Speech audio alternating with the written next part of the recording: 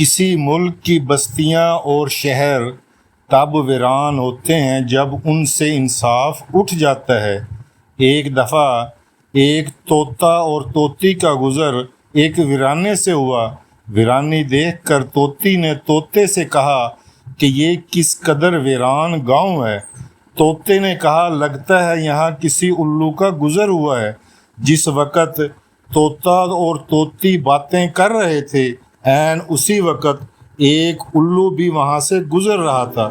اس نے طوطے کی بات سنی اور وہاں رک کر ان سے مخاطب ہو کر بولا، تم لوگ اس گاؤں میں مسافر لگتے ہو، آج رات تم لوگ میرے مہمان بن جاؤ، میرے ساتھ کھانا کھاؤ۔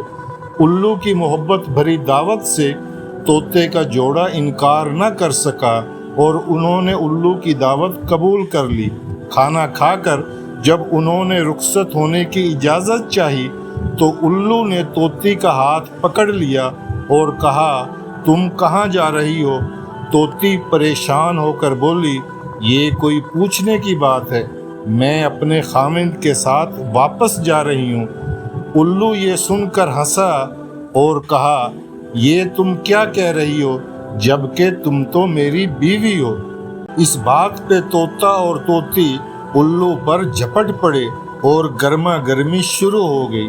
دونوں میں جب بحث و تکرار زیادہ بڑھی تو الو نے طوطے کے سامنے ایک تجویز پیش کرتے ہوئے کہا، ایسا کرتے ہیں، ہم تینوں عدالت چلتے ہیں اور اپنا مقدمہ قاضی کے سامنے پیش کرتے ہیں، قاضی جو فیصلہ کرے وہ ہمیں قبول ہوگا۔ الو کی تجویز پر طوطا اور طوطی مان گئے اور تینوں قاضی کی عدالت میں پیش ہوئے۔ قاضی نے دلائل کی روشنی میں الو کے حق میں فیصلہ دے کر عدالت برخاست کر دی۔ طوطا اس بے انصافی پر روتا ہوا چل دیا تو الو نے اسے آواز دی، بھائی اکیلے کہاں جاتے ہو، اپنی بیوی کو تو ساتھ لیتے جاؤ۔ طوطے نے حیرانی سے الو کی طرف دیکھا اور بولا، اب کیوں میرے زخموں پر نمک چھڑکتے ہو؟ یہ اب میری بیوی کہاں ہے؟ عدالت نے تو اسے تمہاری بیوی قرار دے دیا ہے۔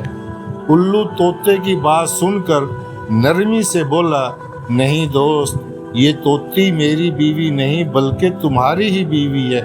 میں تمہیں صرف یہ بتانا چاہتا تھا کہ بستیاں الو ویران نہیں کرتے، بستیاں تب ویران ہوتی ہیں جب ان سے انصاف اٹھ جاتا ہے۔